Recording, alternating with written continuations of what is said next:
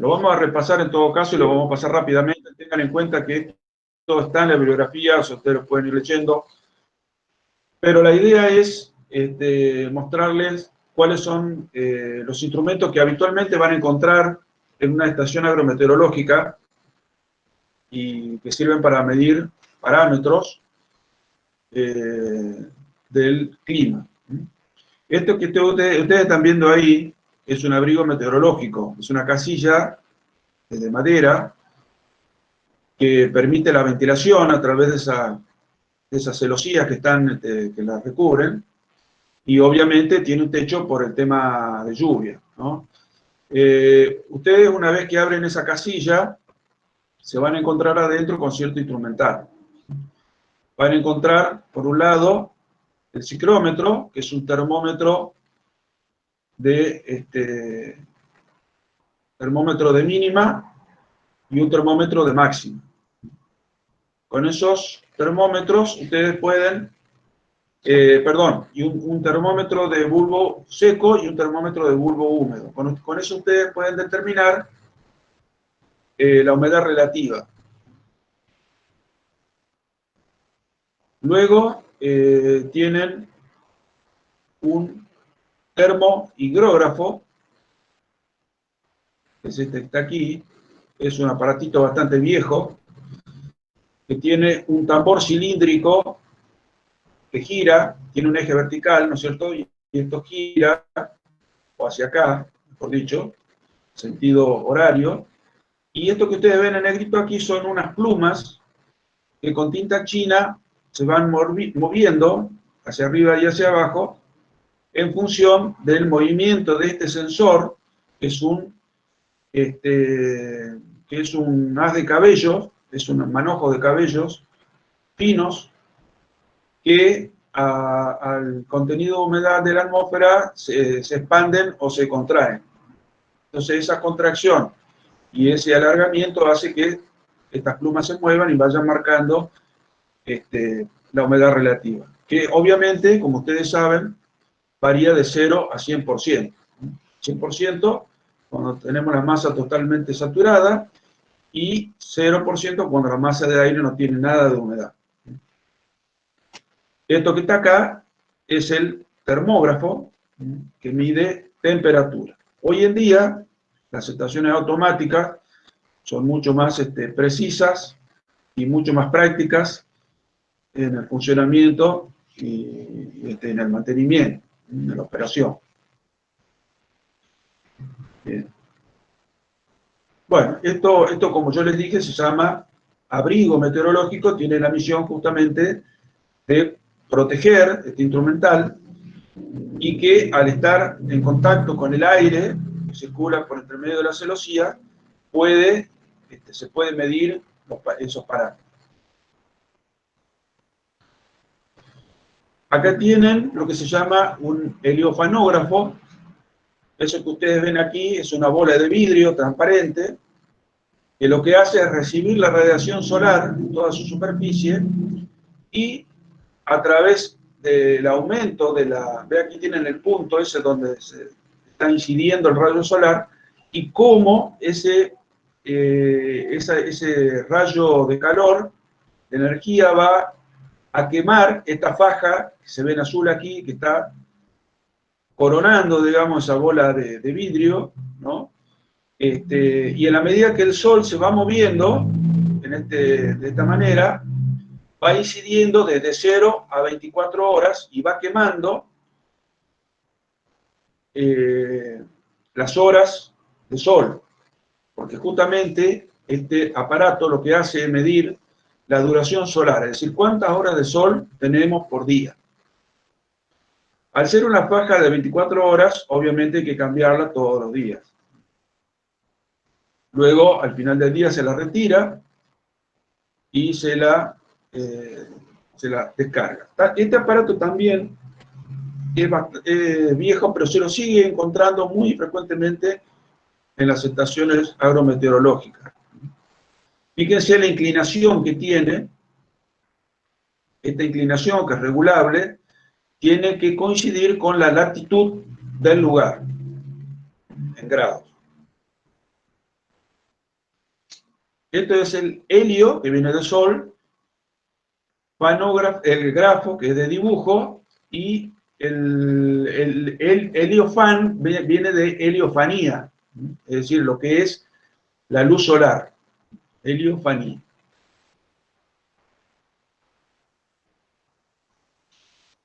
Eso tenga muy en cuenta que es diferente a cuando hablamos de radiación solar. La radiación solar es muy distinta y se mide en watts por centímetro cuadrado, no tiene nada que ver. Bueno, pluviómetro que no me voy a detener, este es el pluviómetro oficial argentino, el pluviómetro tipo B, de chapa galvanizada, cuya boca va a 1,50 m del piso.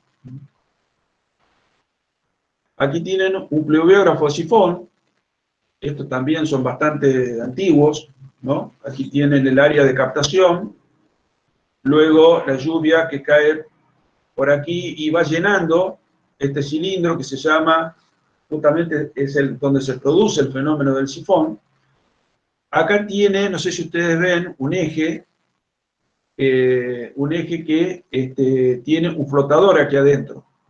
De manera que esto se mueve hacia arriba y hacia abajo. Cuando va lloviendo, se va llenando y llega un momento en que se iguala fíjense, acá hay una descarga que está con forma de gancho hacia abajo.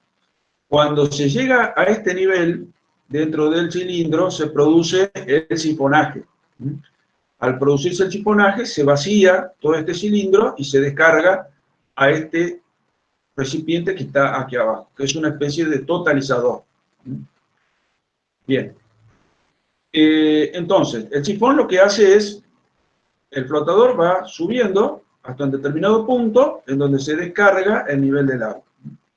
Ese movimiento se va marcando aquí, fíjense, ahí está, se ve la pluma, en este tambor que por un sistema de relojería va girando a una velocidad constante, y esta pluma, fíjense, cuando va subiendo, va marcando aquí como una línea hasta que llega al punto máximo, que serían 10 milímetros, porque estas fajas vienen ya estandarizadas de 0 a 10 milímetros. Entonces esto va subiendo hasta 10 milímetros.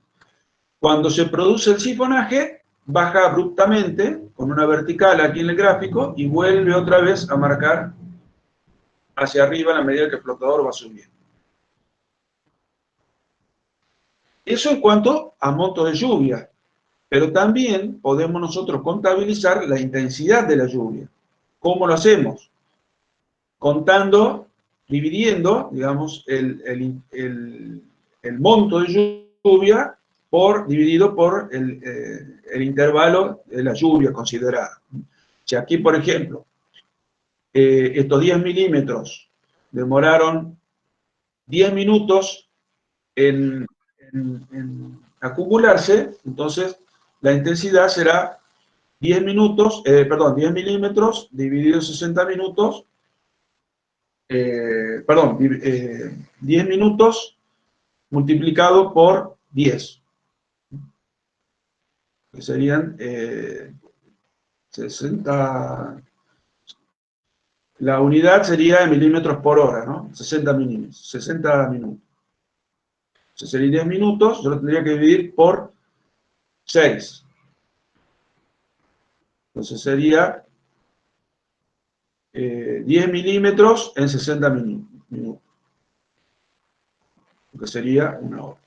Entonces, de esa manera podemos saber los milímetros por hora. Puede suceder que ese dibujo o la pendiente de esta línea sea mucho más abrupta en algunos casos y menos abrupta en otros, ¿no? En ese caso, el valor de intensidad, o sea, los milímetros por hora, van a subir, van a ser mayores. Acá en Tucumán, para que ustedes tengan una idea, las intensidades máximas que se dan pueden alcanzar valores superiores a los 200 milímetros por hora. Si estamos considerando intervalos de 5 minutos o valores instantáneos. Así que imagínense, una intensidad de 200 milímetros por hora es algo muy alto, muy importante, pero bueno, esa intensidad no necesariamente se va a mantener constante mucho tiempo, sino que va a durar algunos segundos, unos minutos, y luego va a ir decreciendo. Ese valor de intensidad es el que nos va a interesar a nosotros para luego hacer los diseños hidráulicos con los métodos sintéticos que van a ver un poco más adelante. Por eso el pluviógrafo a sifón tiene su importancia, porque nos permite no solamente registrar los milímetros de lluvia acumulados, sino además la intensidad.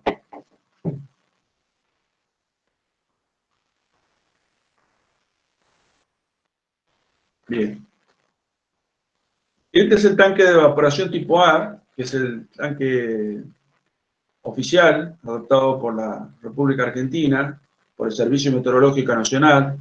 Ustedes saben que a nivel mundial existe lo que se llama la OMM, Organización Meteorológica Mundial. Y ellos tienen una estandarización de instrumental que ha sido adoptada por algunos países, entre ellos Argentina.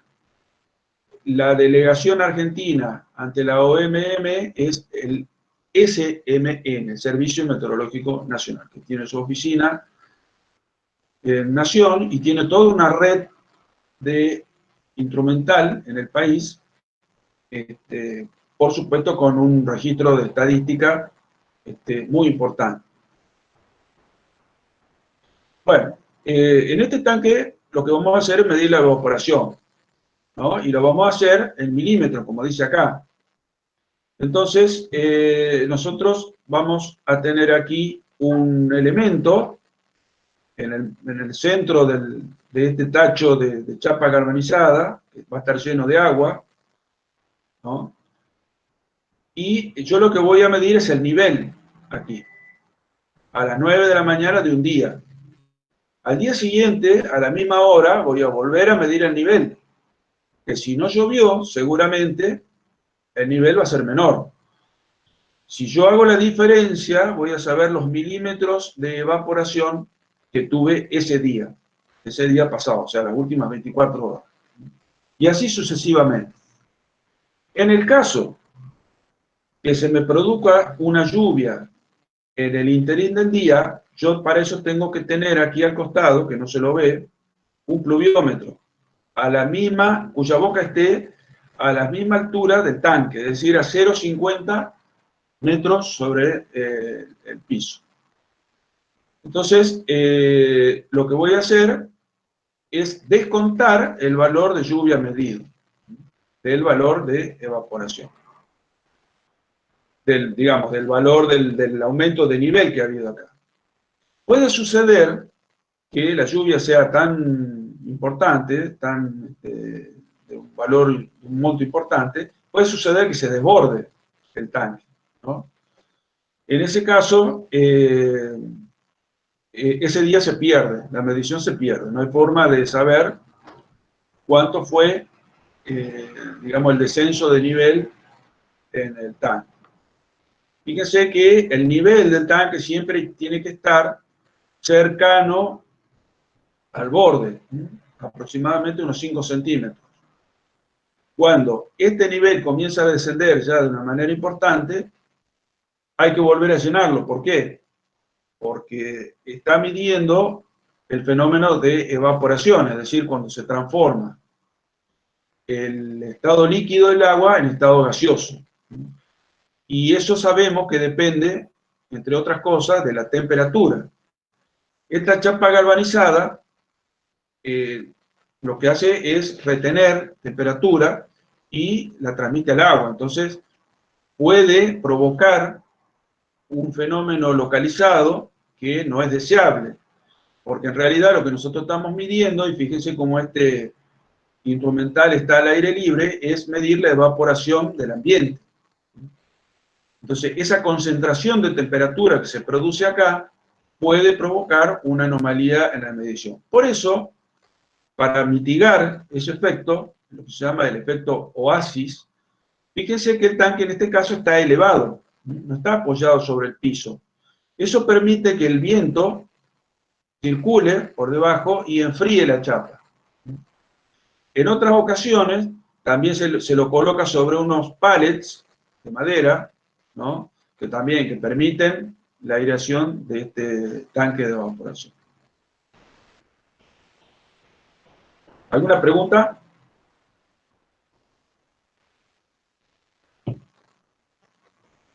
Bueno, este aparatito que está acá, ¿saben cómo se llama? Anemómetro. Entonces se preguntarán por qué está ahí. Ese anemómetro está ahí porque mide la velocidad del viento con estas cazoletas, ¿no? Que están ubicadas a 120 grados una de otra, y son motorizadas, movilizadas por el viento, que en la medida que tiene mayor velocidad va a dar una mayor cantidad de revoluciones. Esas revoluciones por unidad de tiempo son registradas en una especie de acumulador de datos. Este es un poco antiguo, pero hoy en día se lo hace en un data logger de manera magnética. Y lo que hace es medir la velocidad del viento para utilizarla en la calibración de ecuaciones sintéticas o empíricas que determinan lámina de evaporación. O sea, suponiendo que no tengamos, que algún día no vayamos a disponer de un tanque de evaporación, podamos calibrar una ecuación que nos permita a través de valores de velocidad de viento obtener el valor de evaporación. Pero vamos a ver también que la evaporación depende no solamente de la temperatura, como dijimos, de la velocidad del viento, sino también depende del déficit de saturación de la atmósfera. Hoy dijimos que la humedad relativa, es decir, la cantidad de humedad que tiene una masa de aire varía de 0 a 100%.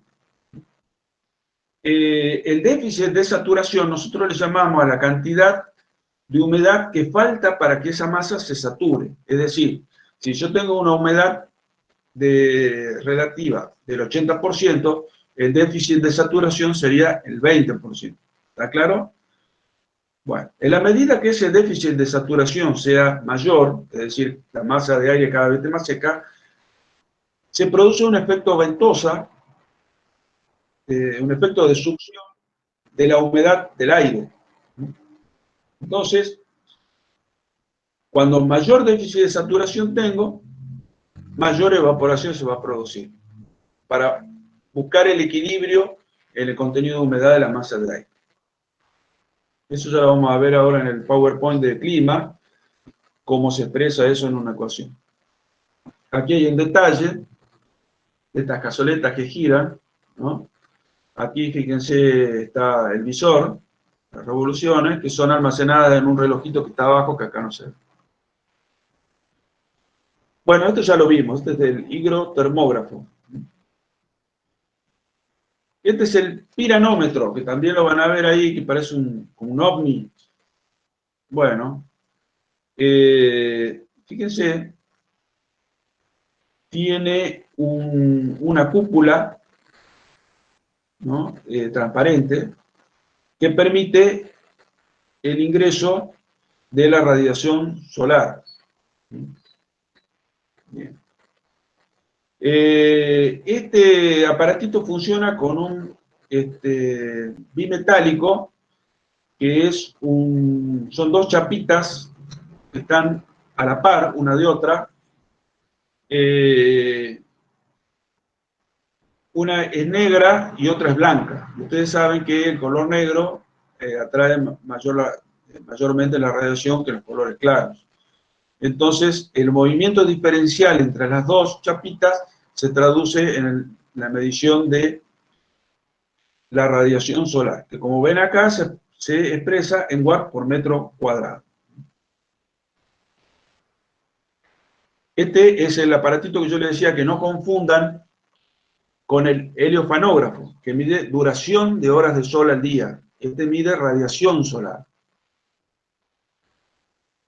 Bueno, este psicrómetro, ya lo vimos hoy, es otro, este es el psicrómetro de tipo de Assmann, donde tienen un termómetro de bulbo húmedo y un termómetro de bulbo seco. El termómetro de bulbo seco lo que hace es medir la temperatura normalmente, y el del bulbo seco tiene como una muselina mojada que en función de o sea, que mide una temperatura menor, y esa muselina mojada está en contacto con el ambiente, ¿no?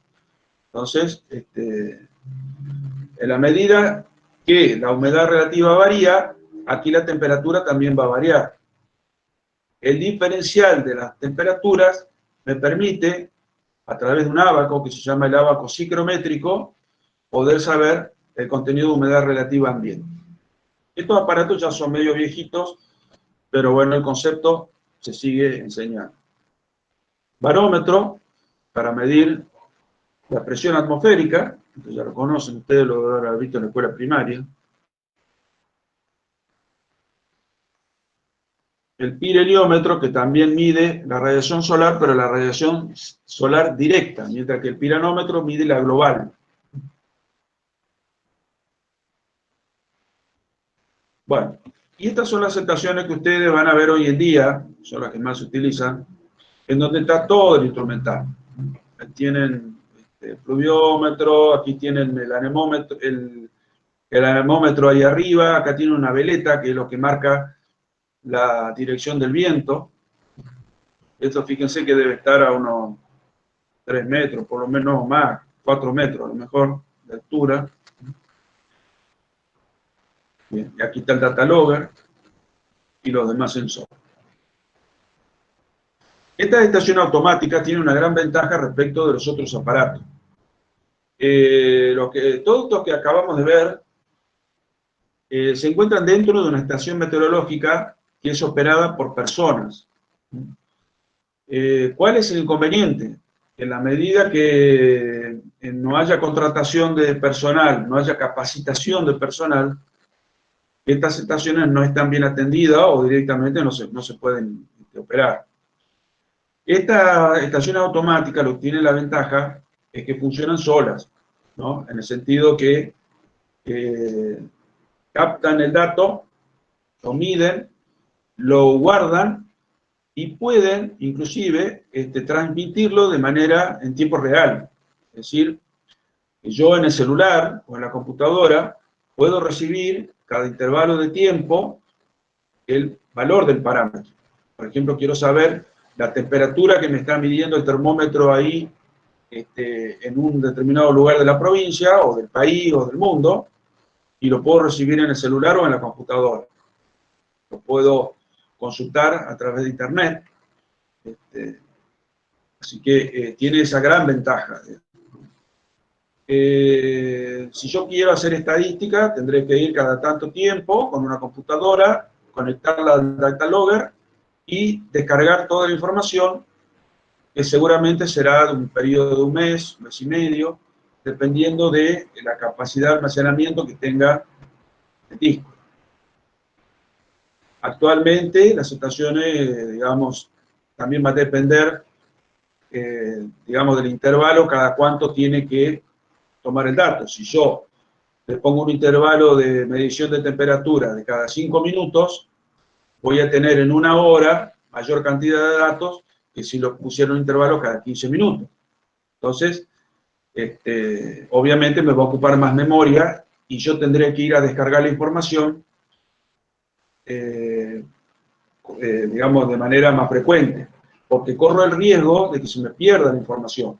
Porque habitualmente estos data logger empiezan a registrar y cuando llegan a su capacidad empiezan como no tienen más capacidad y no dejan de medir, empiezan a borrar la primera información que midieron, ¿no? Si yo llego después de ese tiempo, empiezo a perder información. Bueno, eso sin contar los innumerables inconvenientes que se pueden producir en los sensores, ¿no es cierto? Los pluviómetros habitualmente se tapan por tierra, con insectos, con un montón de cosas. A veces puede caer un rayo, o el viento los puede torcer. Todo eso hace que no nos podamos independizar de la mano humana, ¿no? Siempre tiene que haber alguien que se ocupe del mantenimiento de las estaciones. Una vez al mes habrá que ir a recorrerlas, ver cómo están, limpiarlas, acomodarlas y ponerlas en condiciones de vuelta. Obviamente que las estaciones, así como pueden transmitir cada un intervalo constante, también dan la posibilidad de que yo pueda consultarle en cualquier momento la información. ¿Sí? Que yo, determinada hora del día, un día sábado, un día de domingo, pueda consultar el dato, por ejemplo, de lluvia. ¿Cuál es la utilidad de esto? Quizá ustedes dirán, bueno, el dato de lluvia, ¿qué me importa el dato de lluvia así puntual? No me importaría en una época de sequía, como por ejemplo agosto-septiembre, pero sí me importaría en una época cuando se está produciendo una tormenta muy intensa, ir consultando el monto acumulado que está lloviendo y además la intensidad de la lluvia. Eso me permite emitir una cierta alerta preliminar para tomar medidas desde defensa civil, para alertar a la población de que se está produciendo un evento en tal lugar que supera una determinada magnitud. Por ejemplo, ustedes pueden programar la estación meteorológica automática con un determinado valor de lluvia acumulada, que pongámosle 50 o 100 milímetros. Una vez superado ese monto en un determinado periodo de tiempo, pueden programar la estación para que emite una alerta. Esa alerta es un mensaje de texto que llega a un celular, ¿no? En el data logger estarán grabados los celulares, los cuales tiene que emitir la señal, porque ahí tienen, dentro de ese data logger, los chips de los celulares, ¿no? Entonces, ahí tendrá un número telefónico y emite un mensaje de texto que ustedes lo van a leer, seguramente tendrá algún sonido particular, y el domingo a las 4 de la mañana le va a avisar que están produciendo un fenómeno extraordinario de lluvia, a lo mejor allá en el sur, y que tienen que vestirse y salir corriendo para avisar a la gente. Eso suele suceder.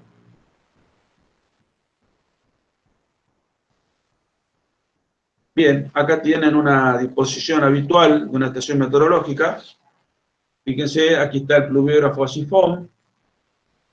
Este creo que es el piranómetro. Aquí está el tanque de evaporación, el abrigo meteorológico.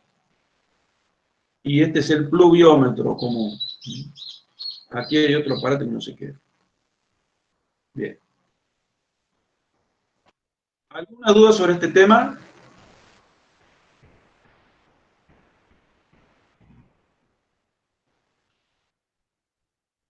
Hablen ahora o callen para siempre.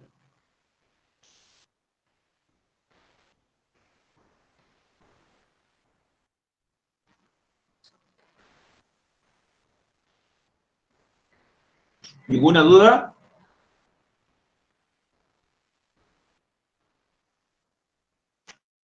De momento no.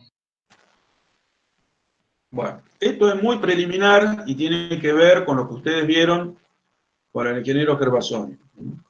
Ahora vamos a pasar a un tema nuevo, que es el clima.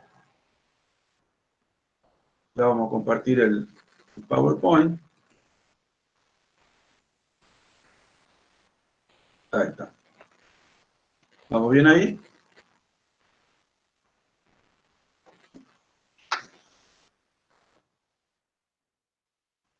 ¿Se ve bien la pantalla?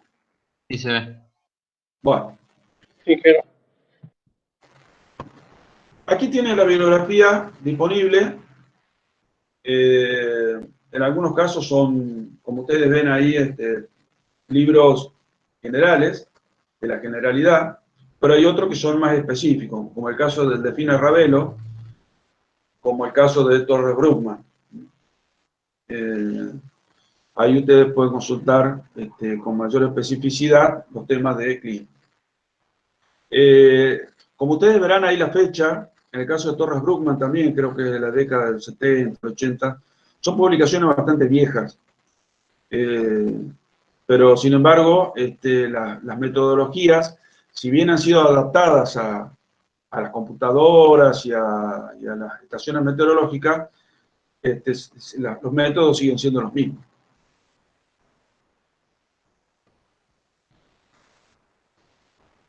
Bueno, fíjense la definición de climatología.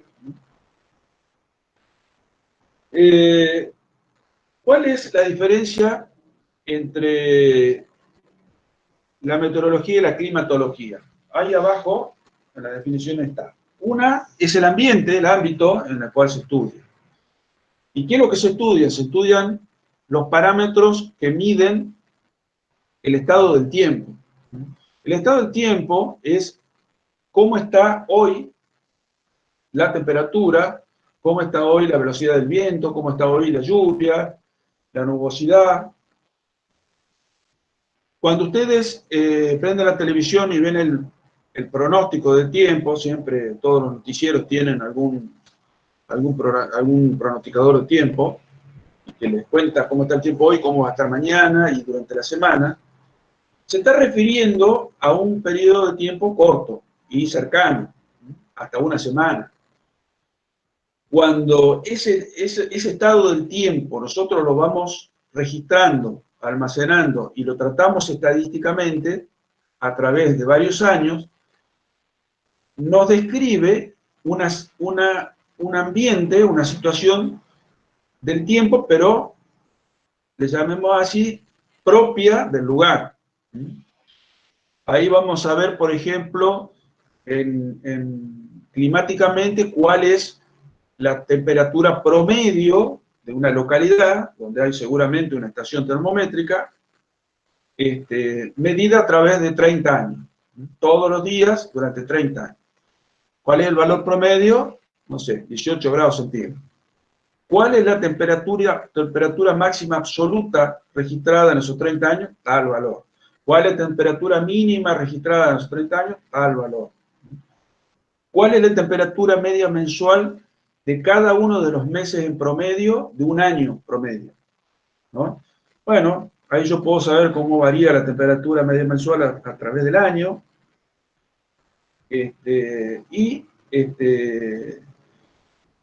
Si esto lo hago para la temperatura, también lo puedo hacer para los otros parámetros. Eso me da a mí una idea, una descripción del clima de un lugar. O sea, ahí está la diferencia cuando hablamos de tiempo y cuando hablamos de clima. ¿Cuáles son los elementos del tiempo? La radiación solar, ya vimos en qué unidades se mide, la temperatura en grados centígrados, la presión atmosférica, en milibares o en hectopascales actualmente, el viento, que se mide en kilómetros por hora, la evaporación en milímetros diarios, la humedad atmosférica, el porcentaje de humedad relativa, la nubosidad, que tiene unas unidades bastante particulares que se llaman octas. Se llaman octas porque yo divido, así visualmente, obviamente el observador meteorológico divide al espacio de cielo que tiene enfrente suyo en 8 partes, ¿no? Y contabiliza de manera aproximada cuántos de esos 8 espacios están ocupados por nubes. Si yo tengo que la nubosidad es de 7 octas, 7 sobre 8 quiere decir que está muy nuboso. Si digo que hay una octa, bueno, es 1 sobre 8, quiere decir que está despejado. En el día de hoy, ¿ustedes qué dirían? ¿Cuántas octas podríamos tener? ¿Están al lado de alguna ventana? 8 sobre 8. Sí, podría decir, ¿no? Porque está bien, bien cubierto. Así que podríamos decir que tenemos 8 octas. Otra manera de medir la nubosidad es a través del heliofanógrafo. Ustedes acuérdense que el heliofanógrafo lo que hacía era medir la duración solar. O sea que también nos puede dar una idea, no es exactamente la medida, pero sí nos puede dar una idea de lo nuboso que estuvo ese día. Si no tenemos duración solar, o sea, si la faja no está quemada en determinadas horas de la mañana, que supuestamente debería estarlo, quiere decir que estuvo nuboso. Esta nubosidad, que uno cree que no tiene importancia, afecta cada vez más algunos instrumentarios. Por ejemplo, todo lo que son las estaciones automáticas funcionan con una batería, y esa batería se carga con un panel solar. Si no tenemos buena heliofanía, estamos fritos porque la batería no se carga, mejor dicho, se descarga y no funciona.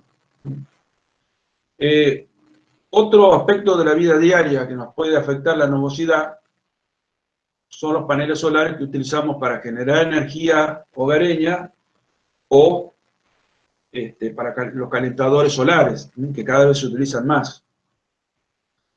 Les doy como dato, que a veces uno por ahí no sabe o pregunta porque por ahí no sabe cuánto es lo que impacta la nubosidad de un lugar en estos tipos de calentadores solares. Me comentaba una gente que tiene este tipo de calentadores solares que vive acá al pie del Cerro San Javier, donde todos sabemos que durante el verano por lo menos vive cubierto de nubes, y según ellos nunca habían necesitado recurrir a la resistencia eléctrica, porque estos aparatos cuando hay mucha nubosidad y no calientan, pueden enchufarlos a la electricidad y calentar el agua de manera a la red, con la red, digamos, ¿no? Pero que nunca habían necesitado, y ya lo tienen hace 4 o 5 años, que nunca habían necesitado utilizar la resistencia eléctrica. Y, como les digo, al pie del Cerro San Javier, tenemos muchas horas de nube, ¿no? A veces más que en la ciudad. Así que es de alguna manera un dato interesante en cuanto a que este tipo de elementos del tiempo afecta a la vida diaria. Bueno, precipitaciones en milímetros. Y tenemos lo que son los factores del clima, ¿no? Recién vimos elementos del tiempo. Pero estos elementos del tiempo están relacionados con los factores del clima. ¿Cuáles son los factores del clima? La latitud del lugar, donde yo estoy haciendo la medición, la altitud sobre el nivel del mar de ese lugar, el relieve, si hay montañas, si es una zona llana, si es una zona marítima, la distancia al mar, la naturaleza del suelo, si es una zona árida o es una zona con vegetación. Bueno, fíjese que estos factores del clima son prácticamente constantes, porque no cambian. La latitud del lugar no cambia, la altitud tampoco, el relieve tampoco. Es decir, estos factores del clima son constantes, mientras que los elementos del tiempo son variables, permanentemente. Y están relacionados intrínsecamente, y eso lo vamos a ver a lo largo de esta presentación. Bueno, esta es la pregunta que ustedes se harán. ¿Por qué estamos viendo esto? ¿Para qué nos sirve? Nosotros vamos a ser ingenieros civiles, vamos a hacer edificios muy altos y muy robustos. ¿Para qué nos sirve todo esto de la climatología? Les comento que cada vez hay una incidencia mayor del clima en los aspectos de la construcción, en todo lo que son las construcciones.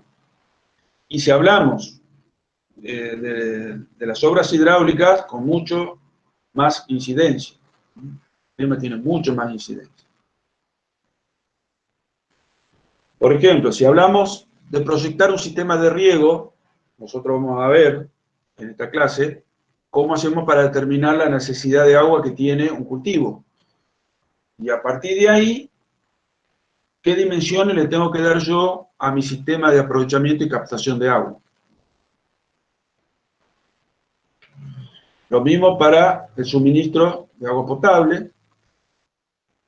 Si estoy hablando de un embalse, tengo que tener datos de lluvia, tengo que tener datos de evaporación para poder manejarlo adecuadamente.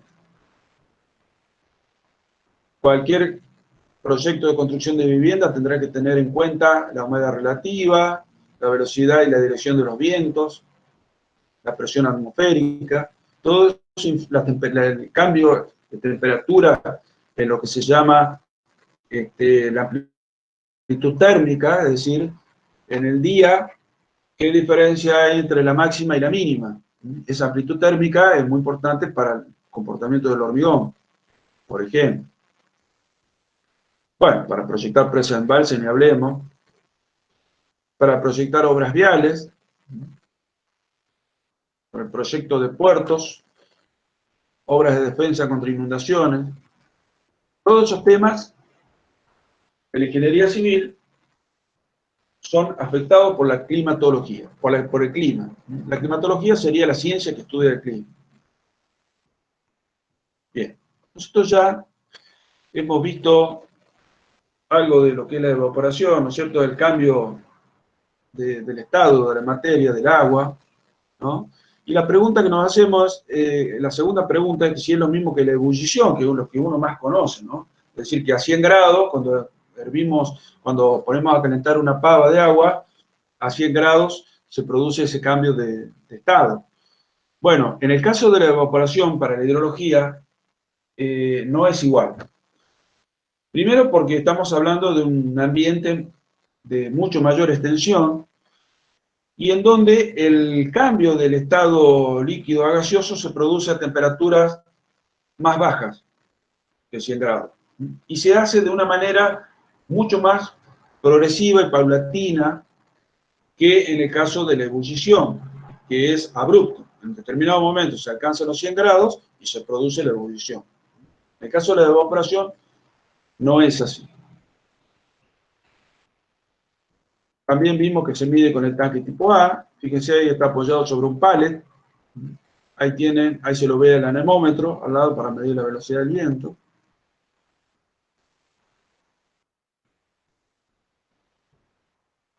Todo esto ya lo vimos, es decir, cómo se mide, qué consideraciones tengo que tener para el ajuste por efecto oasis y el ajuste por la lluvia.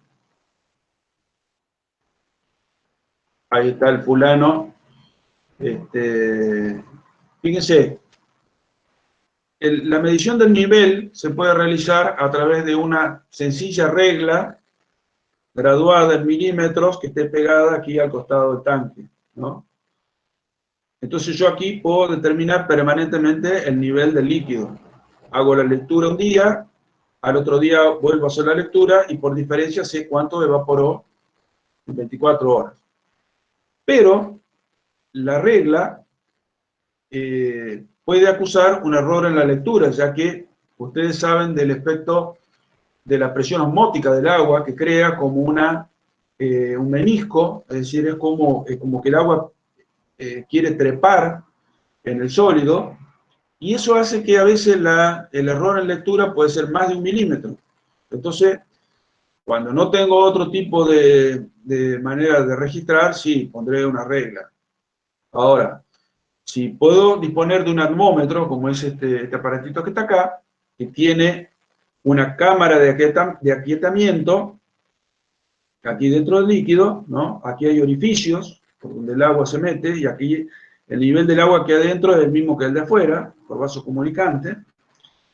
Entonces yo aquí adentro tengo un atmómetro que es una especie de aguja con una punta bien filosa, en la cual me está indicando a mí que sube y baja, y me está indicando, yo la voy a ajustar, ¿no es cierto?, hasta que toque la punta así como la punta de la flecha, ¿no es cierto?, la punta de la aguja esa esté tocando el nivel del agua. Como es una punta de muy escasa superficie, no se produce el efecto del menisco. Bien, entonces una vez que yo la ubico la aguja ahí, voy a ver en la regla graduada que tiene adosada la aguja, porque la aguja se mueve hacia arriba y hacia abajo, y se va moviendo enfrente de una regla, ¿no? Y marca, al momento de posicionarse, una lectura. Bueno, eso es lo que se llama el atmómetro, que obviamente es mucho más preciso que una regla o que otro tipo de instrumental. Pero para medir la evaporación también hay otros aparatos. Está el evaporímetro Piche, que es una probeta de vidrio, que yo no sé si no, que aquí esta sería la boca de la probeta, que está invertida. Es decir, yo la lleno con agua, al revés, está dada vuelta, y la tapo con un papel secante, ¿no?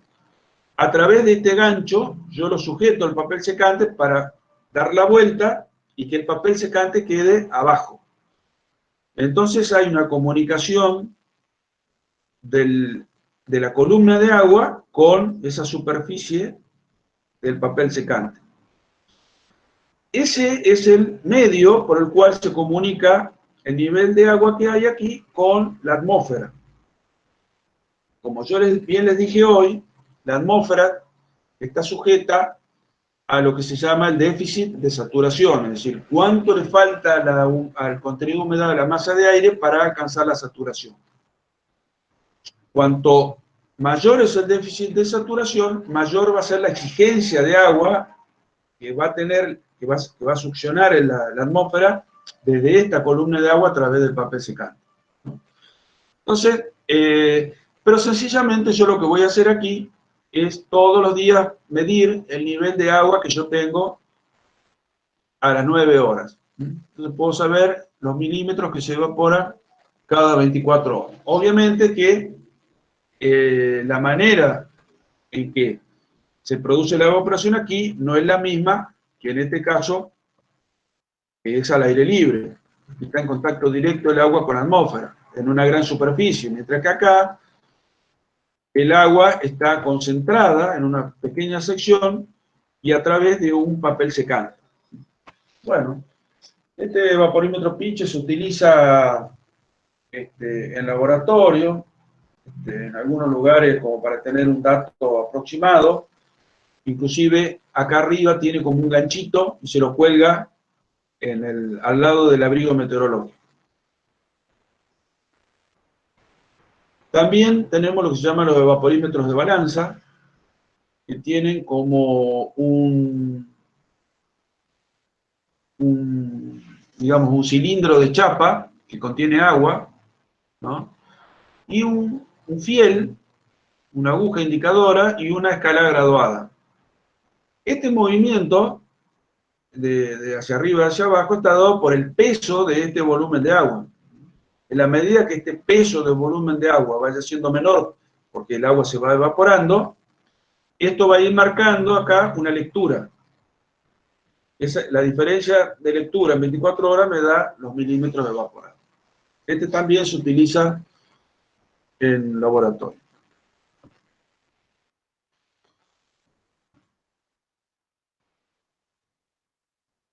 Bueno, dijimos que el fenómeno de evaporación se daba en un ambiente atmosférico de gran extensión y hay factores o elementos que influyen en la tasa de evaporación, ¿no? Es decir, los milímetros por unidad de tiempo que se produce. Por un lado, la velocidad del viento. Usted sabe que el viento lo que produce es una desecación del ambiente, ¿no?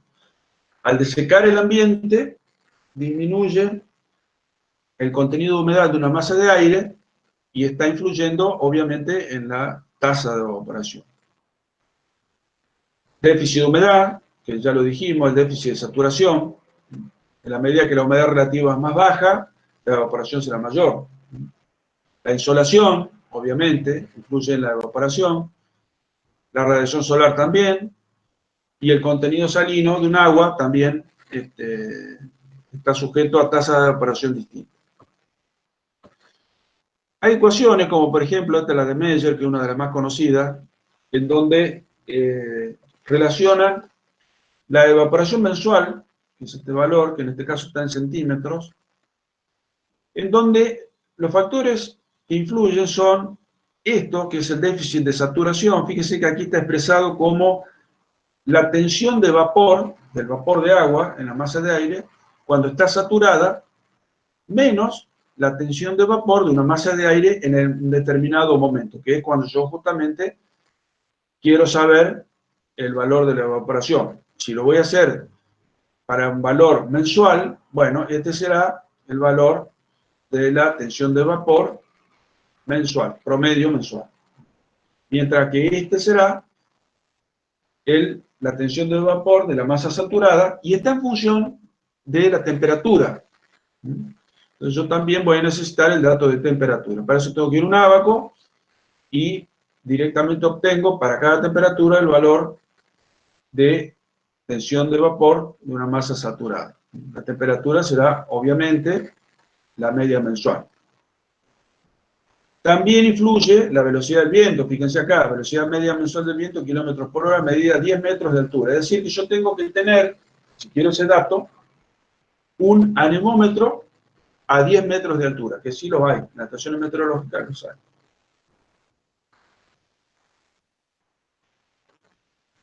El coeficiente C es un coeficiente empírico de ajuste, y de esta manera podemos ver que yo la evaporación la puedo calcular. La puedo medir, pero en el caso que no la pueda medir porque no tengo un tanque, la puedo calcular. Ese valor de C se obtiene experimentalmente, es decir, donde yo mido la evaporación, mido todos los otros elementos y despejo el valor de C. Y no lo voy a hacer una vez, lo voy a hacer muchas veces, para hacer luego una regresión matemática que tenga una buena bondad de ajuste, y de ahí voy a sacar este valor de C, para la localidad donde yo estoy queriendo ajustar esta fórmula, esta ecuación. Bien, acá agregamos al elemento de evaporación otro que se llama transpiración, ¿no? Entonces vamos a tener un concepto de evaporación, que es concepto atmosférico, porque ya vimos que depende del estado de la atmósfera, y otro concepto que se llama transpiración, que depende de la planta. Las plantas transpiran, consumen agua y se desarrollan. El efecto de la fotosíntesis con la energía solar, van consumiendo agua, y esa pérdida de agua, que nosotros llamamos pérdida en hidrología, los agrónomos seguramente le dirán que es una ganancia, nosotros lo denominamos transpiración. Entonces el conjunto del agua que se pierde en el ciclo hidrológico desde la atmósfera y desde las plantas se llama evapotranspiración.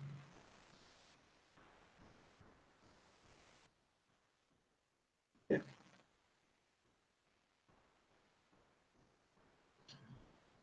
Ese concepto de evapotranspiración fue muy estudiado por un científico que se llamó Thorwey, por allá en el 1940, la década del 40. Y que definió un concepto que se llama evapotranspiración potencial, que vendría a ser, de alguna manera, la máxima evapotranspiración que se puede producir en un ambiente controlado, en donde yo tengo una masa de suelo cubierta con césped de manera homogénea y el suelo totalmente saturado.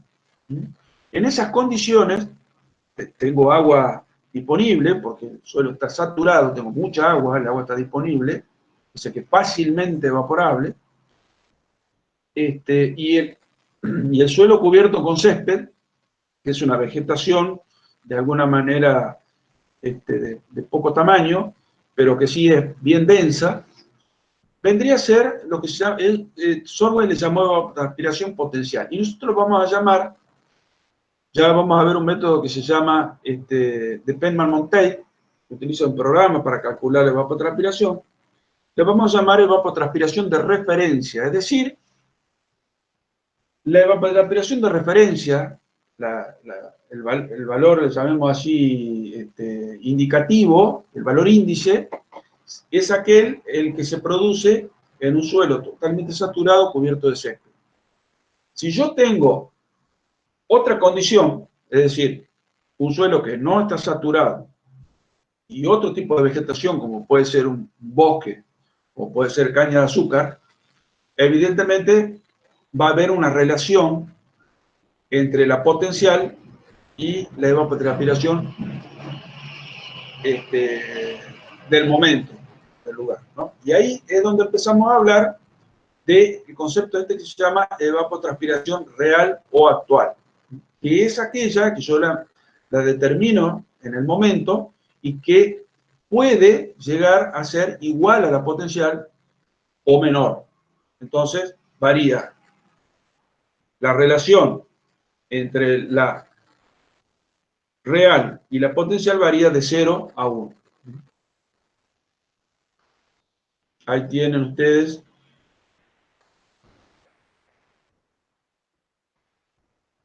el concepto que la evapotranspiración real puede ser menor o puede llegar a ser igual que la potencial.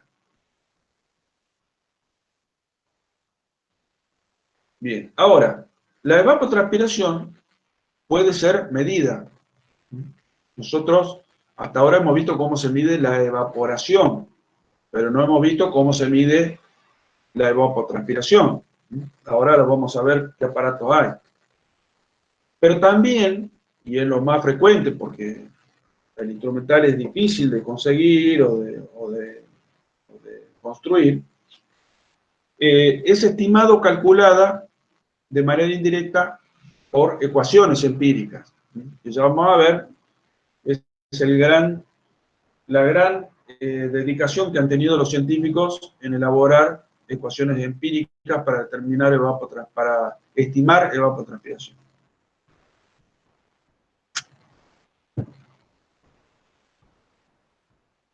¿Cómo se mide? A través de lisímetros, evapotranspirómetros o parcelas de ensayo.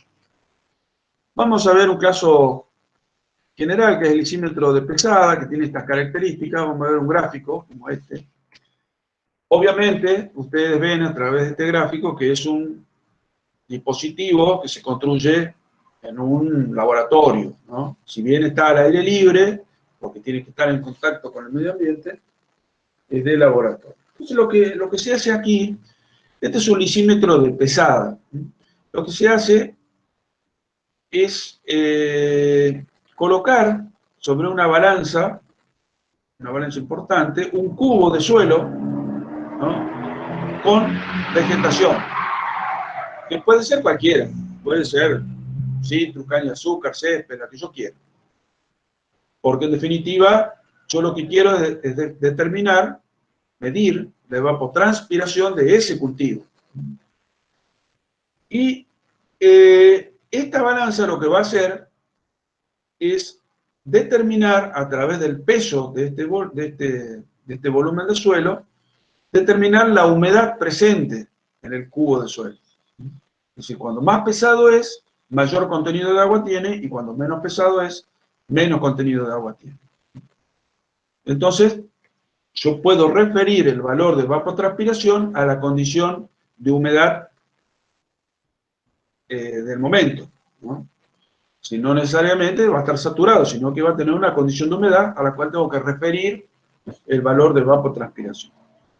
Bueno, fíjense que es bastante complejo. Esto obviamente que tiene que ser una balanza de precisión, ¿no?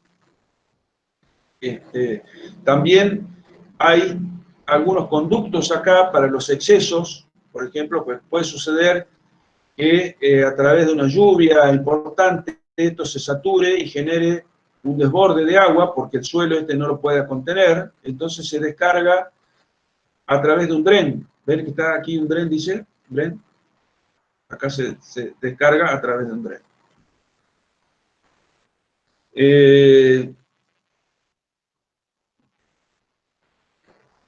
Bien, esa agua de escurrimiento también se puede medir. Yo también puedo hacer como hace el evapotranspirómetro de Sorwen, que si bien no es igual, es similar. Puedo agregar agua aquí todos los días hasta conseguir la saturación de este cubo de suelo, ¿no? Esa agua que yo le agrego día por día para conseguir la saturación es ni más ni menos que el agua evapotranspirada, ¿no? Esto es como, a ver, los que van a cargar nafta con el auto y quieren saber el rendimiento que hace el auto, cuántos kilómetros hace por litro, es más o menos lo mismo. Ustedes parten hacia un determinado lugar con el auto, con el tanque lleno, ¿no? Cuando vuelven, van a la estación de servicio y vuelven a cargar hasta que se llena el tanque.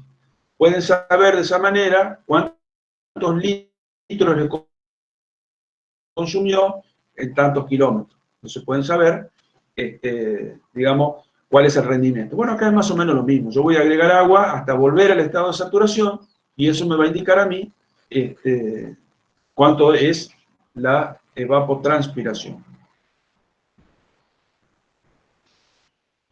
Bueno, el evapotranspirómetro de software es algo similar, no tiene mucho sentido explicarlo. Y las parcelas de ensayo, porque también se los puse aquí como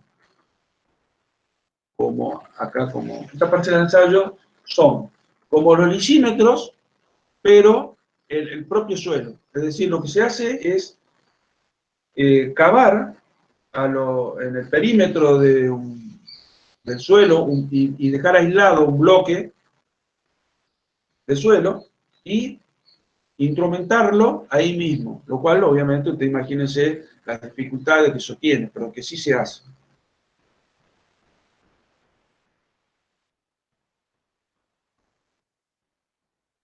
Bueno, pero así como medimos la evapotranspiración, también la podemos calcular, gracias a Dios, porque si no tendríamos que tener todos estos aparatos que son caros y difíciles de conseguir. Acá en Tucumán, creo que nadie hace medición de evapotranspiración ni con lisímetros, ni con parcela de ensayo, ni con evapotranspirómetro de software. Lo que se utilizan habitualmente es lo que se llaman, que esos sí son más fáciles de conseguir, son los tensiómetros. El tensiómetro es un cilindro, yo no sé si tengo, creo que no tengo foto acá, creo que ustedes tienen foto ahí en la bibliografía. Es un cilindro de plástico que tiene en la punta que va enterrada en el suelo, porque lo que se trata es medir la humedad a cierta profundidad, tiene un relleno de yeso. El yeso, como ustedes saben, absorbe la humedad y genera una tensión eléctrica. Esa tensión eléctrica se mide en un relojito que tiene el mismo tensiómetro, y cuando mayor es la tensión, mayor es la sequedad que hay en el suelo, ¿no? Entonces, a través de las diferencias de una lectura con otra, se puede saber el contenido de humedad que hay en el suelo. Esa diferencia de contenido de humedad me puede dar una idea bastante buena de lo que es la evapotranspiración. Obviamente que si llovió, tengo que descontar los milímetros de lluvia, pero bueno, eso se hace día por día. Bueno, para el cálculo o estimación de la evapotranspiración potencial, se utilizan estas ecuaciones, entre otras. Nosotros vamos a ver Thorway y vamos a ver Blane y Crider. Y Penman-Monteil a través del programa Crossman. Hay otras, como estas, por ejemplo. Fíjense que cada grupo, yo he tratado de separarlas en función del parámetro que requiere para el cálculo. Estas, por ejemplo, requieren de la temperatura media mensual, de tener un dato de humedad relativa, velocidad de viento, datos de insolación, mientras que las de Penman, Carl Gracie Christiansen y Jensen Hayes requieren básicamente datos de radiación solar. Hay que decir que si bien estos datos que están aquí son de más fácil consecución, porque es probable que encontremos datos de este tipo, estas ecuaciones tienen mayor error que estas, que necesitan datos de radiación solar que no siempre los disponemos. Si yo tuviera un tanque de evaporación, puedo relacionar la evaporación con la evapotranspiración. Puedo hacer una serie de mediciones con vegetación aledaña y de ahí obtener un valor de K, que es un valor de ajuste, para pasar del valor de evaporación a evapotranspiración. Eso se hace de manera empírica.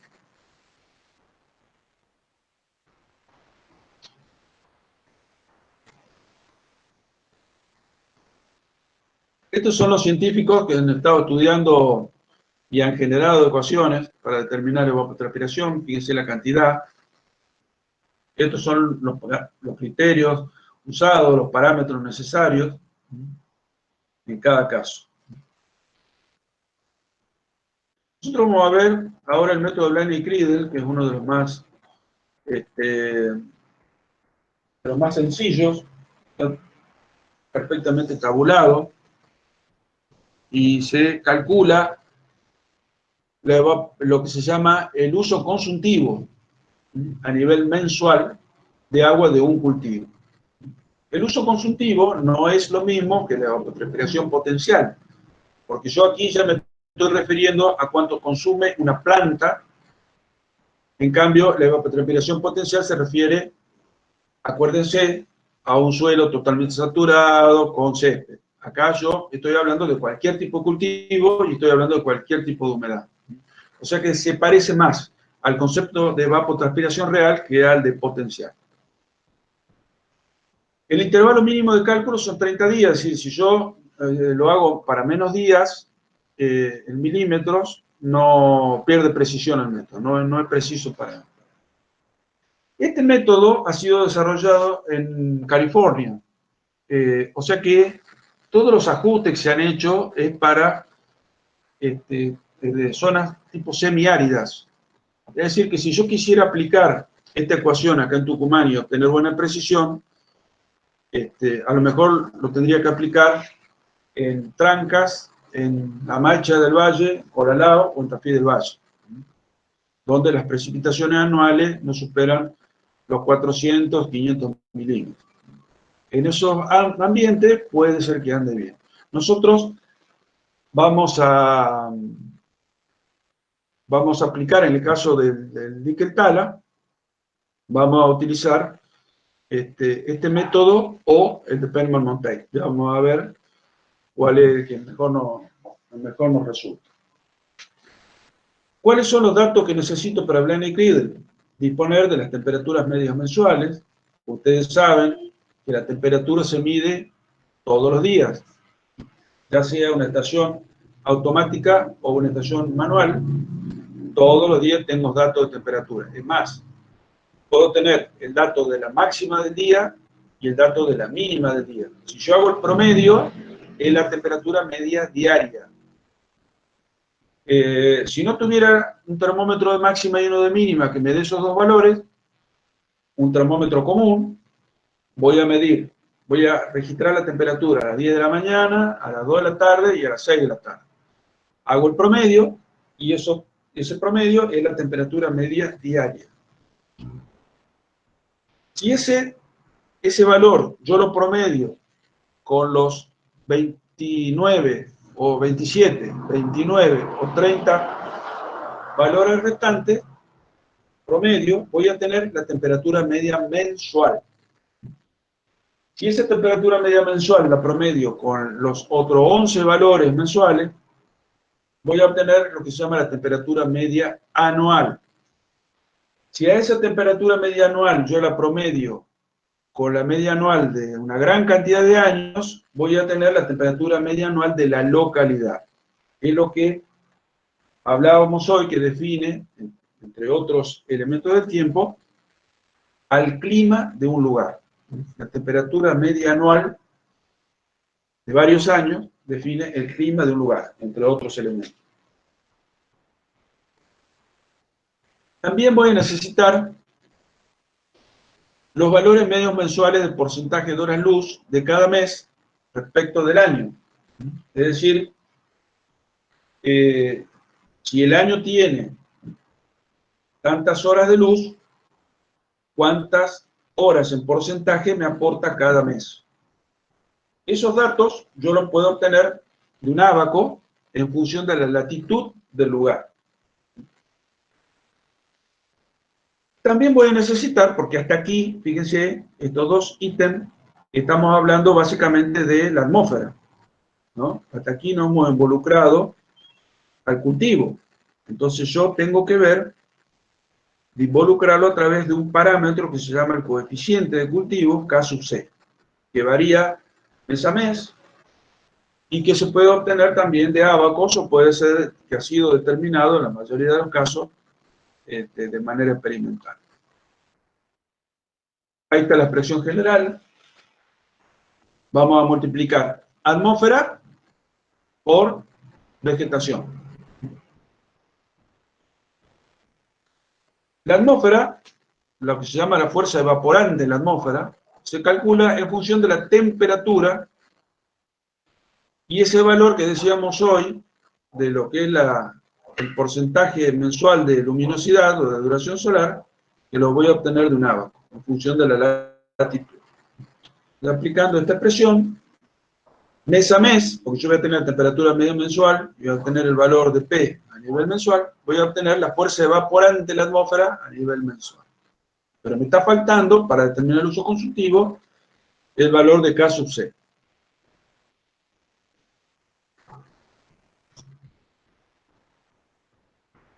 Ahí está el ábaco, que yo les mencionaba, el porcentaje de horas de sol que aporta cada mes al valor anual para cada latitud. En este caso, en la latitud norte, es un ejemplo nada más, pero hay otro cuadrito que es para la latitud sur.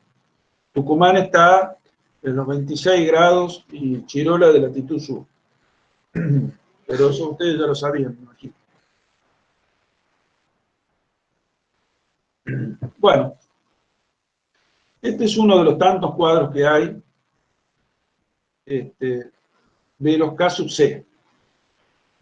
Fíjense, aquí tengo el tipo de cultivo, ¿no? La localidad en la cual se ha determinado el valor de K sub C, y cómo estos varían a lo largo del ciclo vegetativo. Porque ustedes se preguntarán por qué en enero, febrero y diciembre no hay valor de K sub C. Y bueno, porque son cultivos no perennes, es decir, que se plantan en una determinada fecha y se cosechan en el mismo año, ¿no? Y que, por lo general, ese ciclo vegetativo desde que se planta hasta que se cosecha no dura los 12 meses.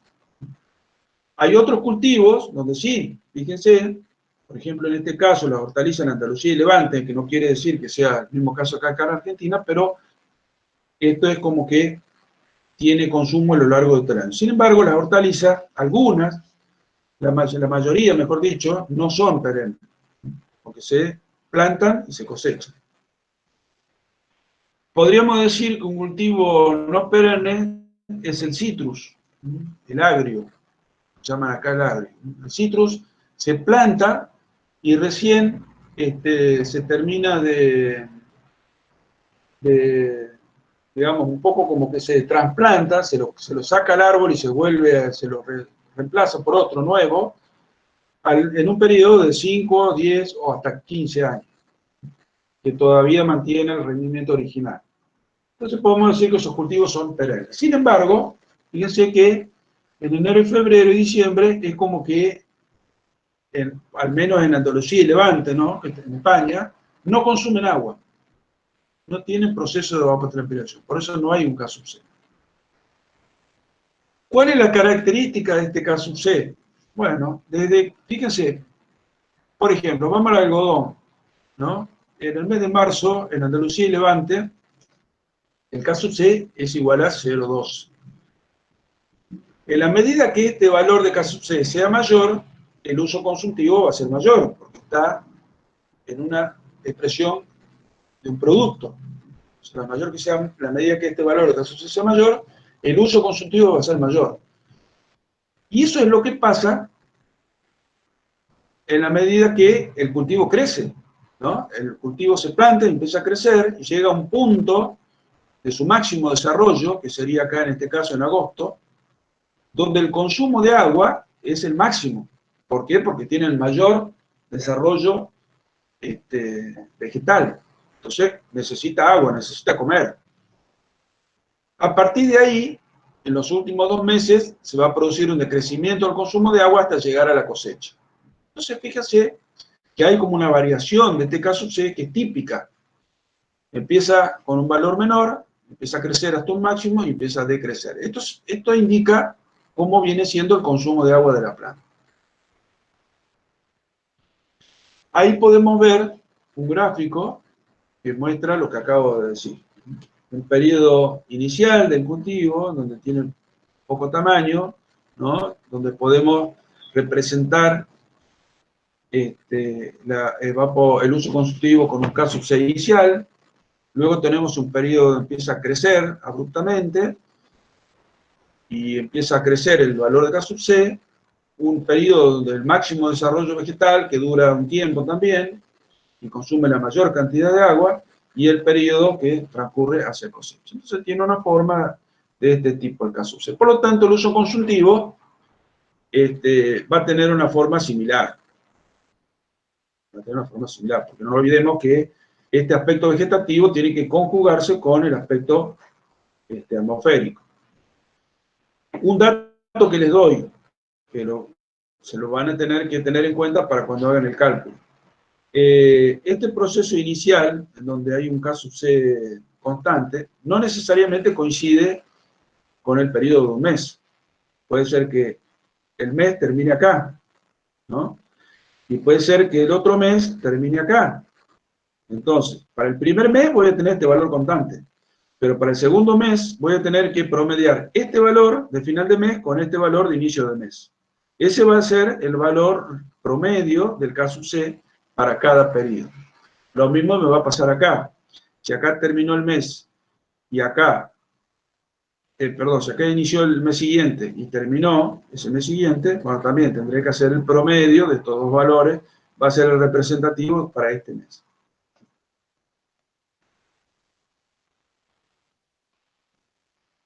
Bueno, en esta tablita van a ver cómo se sistematiza el cálculo de lo que van a hacer ustedes. Nosotros les vamos a dar los datos de temperatura media mensual para Trancas, que va a ser la zona a servir con riego, ¿no? Y le vamos a dar los valores de P, mejor dicho, ustedes van a obtener los valores de P del ábaco, van a multiplicar el valor de T sub B, que incluye la temperatura, ¿cierto? El valor de K sub T, que es una corrección, que la tienen ahí en la ecuación, y van a obtener el valor de la fuerza evaporante mes a mes corregida. Luego van a adoptar un valor de K sub C, que se lo vamos a dar nosotros directamente para que no tengan que es bastante difícil de adoptarlo. Ustedes en la demanda de agua van a tener que obtener, van a tener que calcular para distintos cultivos. Si no va a ser uno solo, sino que van a obtener la demanda para distintos cultivos. ¿Eso qué va a pasar? Seguramente en un cultivo van a tener un ciclo vegetativo que va desde noviembre hasta junio, pero van a tener otro cultivo que va desde enero hasta agosto, ¿no? Entonces, ahí se van a empezar a superponer las demandas de agua. Por fin, en la última columna van a obtener la multiplicación del K sub C por el F corregido en centímetros, por lo cual tienen que multiplicarlo por 10 para que le dé en milímetros. Si ustedes suman todos los valores mensuales, van a obtener el uso consultivo anual.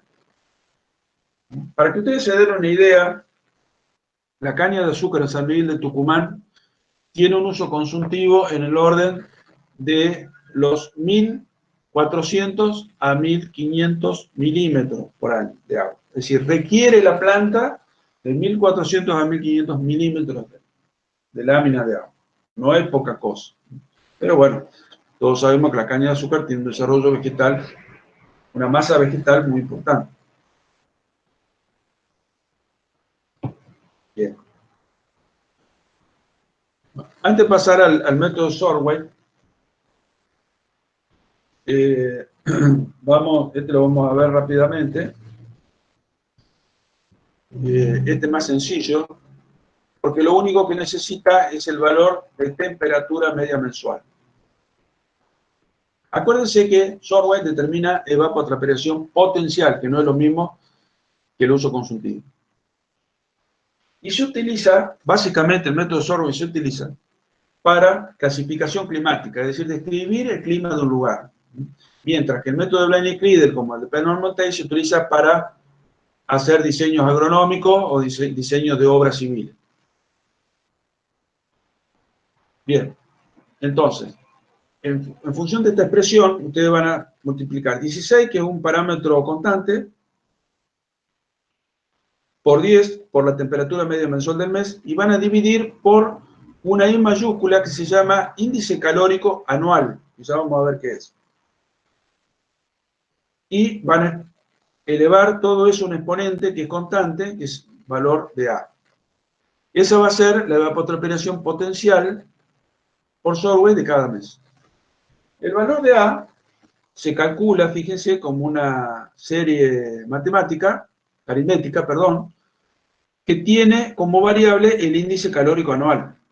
El índice calórico anual, ¿no? O sea que así como aquí tengo el valor de índice calórico anual, aquí adentro de la A también tengo el valor de índice calórico anual. ¿Cómo se calcula el I mayúscula? Con la sumatoria de los 12 valores de índice calórico mensual, que está señalado con la I minúscula. Entonces, yo lo primero que voy a hacer para poder obtener el I mayúscula es obtener o calcular los I minúsculas, mes por mes. Para eso hago la temperatura media mensual dividido 5 y todo eso elevado a la 1,514. Ahí voy a obtener el índice calórico mensual. Una vez que lo sumo a los 12 valores, voy a obtener la I mayúscula, o sea, el índice calórico anual, que es un solo valor. Es un solo valor para la estación de cálculo. Lo voy a reemplazar aquí y lo voy a reemplazar acá, de manera que voy a obtener valores constantes y el valor de evapotranspiración potencial va a depender exclusivamente de la temperatura media mensual mes por mes. ¿Ok? O sea que esto es fácilmente, ustedes lo pueden volcar en una planilla Excel y calcularlo rápidamente. Aquí tienen que hacer un ajuste porque estamos calculando evapotranspiración potencial para meses que tienen distinta duración. Es decir, hay meses de 30 días, meses de 31 días y hay un mes de 28 días. Entonces yo, a través de este valor, voy a corregir la evapotranspiración mensual en función de la latitud. Dijimos que Tucumán está en el orden de los 26 y pico, o sea que voy a tener valores de, por ejemplo, para enero, 1,17 y pico, 1,01, 1,05, bueno, le aplicaré esos coeficientes y haré la corrección correspondiente. Vamos a hacer la secuencia de cálculo. Primero, tengo que tener los datos de temperatura media mensual, en los 12 meses del año, que como les dije, se los vamos a dar nosotros. Van a ser de la localidad de Tranca. Van a calcular el índice calórico mensual, o sea, la I minúscula con la ecuación que les mostré hace un ratito, en función de la temperatura media mensual. Van a sumar los 12 valores y van a obtener el valor del índice calórico anual, que es un solo valor, y van a aplicar la ecuación para obtener la evapotranspiración potencial sin ajustar mes por mes.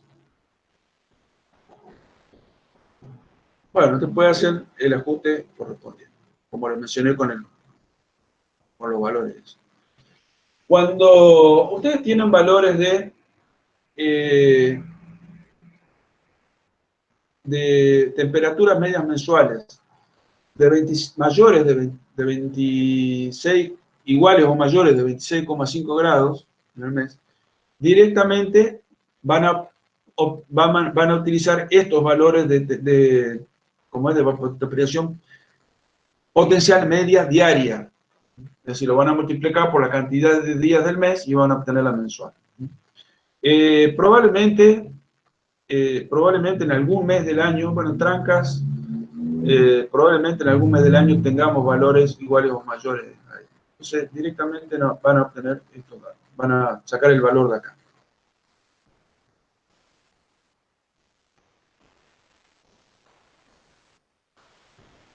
Bien. Bueno, ahí está el cuadrito donde ustedes van a sistematizar la información, van a poner el dato de la localidad que se trata, como les dije, trancas, la latitud, la longitud, o sea, las coordenadas de ubicación de ese lugar, y el periodo para el cual se ha recogido, se ha hecho la estadística de la información de temperatura. Eso también se lo vamos a dar nosotros, porque eso proviene de una estación meteorológica. Entonces ahí van a tener los datos. Este valor, recuerden, el valor del año es el promedio de todos los meses, es el valor de la temperatura media anual. Luego, el índice calórico, la EP sin ajustar y la evapotranspiración ajustada. Que si ustedes la suman, van a obtener la evapotranspiración potencial ajustada. Fíjense que si ustedes la quieren comparar con el uso consultivo, es como comparar zapallo con zanahoria, porque aquí yo estoy, como les dije, obteniendo valores de consumo de agua para una situación particular, que nosotros le llamamos de referencia. Es decir, tengo un suelo saturado con césped. Mientras que el uso consultivo puede responder a otra situación totalmente distinta. Otra vegetación, otro contenido de humedad, etcétera, etcétera. Entonces, no son comparables. Bueno, este es un programita donde ustedes ponen, donde está en azul, ustedes ponen los datos y le calculan directamente todo. Seguramente en Internet, yo creo que ese link ya no funciona, pero en Internet seguramente van a encontrar un montón de lugares donde la planillita ya está hecha. Bien. Bueno. Siendo las 17:36, vamos a interrumpir. Vamos a continuar el jueves.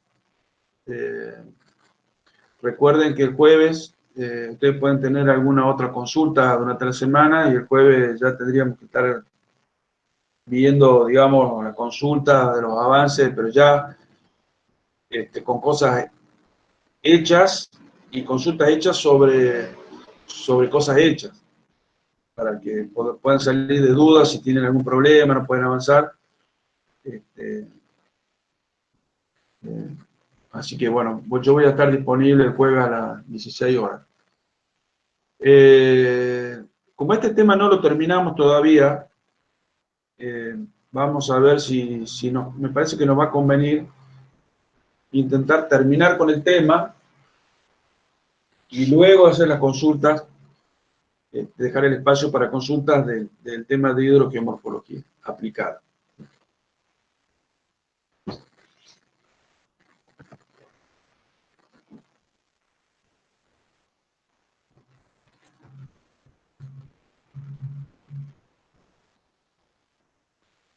Es el momento para preguntas.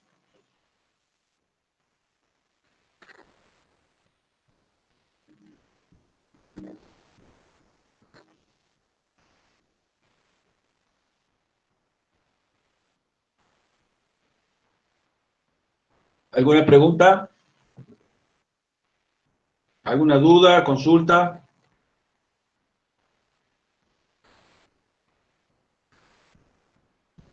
Ingeniero, entonces Sí. el jueves presentaríamos avance o presentaríamos ya todo. El jueves es para que se saquen las dudas y hagan consultas de la parte aplicada, ¿no? Así que, bueno, ya tienen que tener, digamos, casi todo hecho, prácticamente. Es por si les quedó alguna duda o consulta para poder cerrarlo al tema. Bien, bien.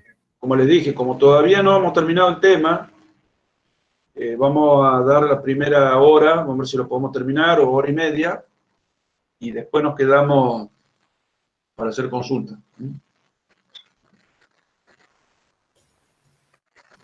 Disculpe, en la FACET figura que el horario de entrega es el jueves a las 14 horas.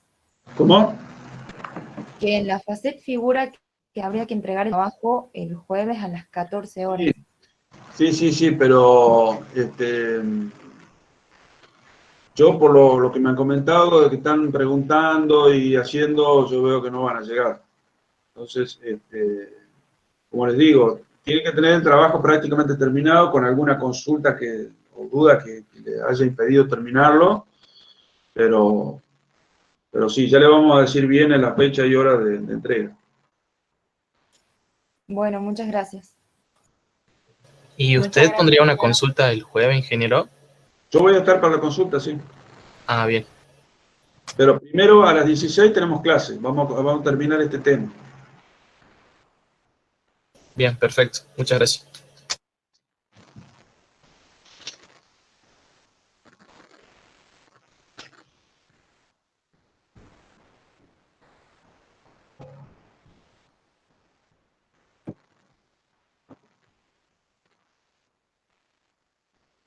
¿Alguna otra duda?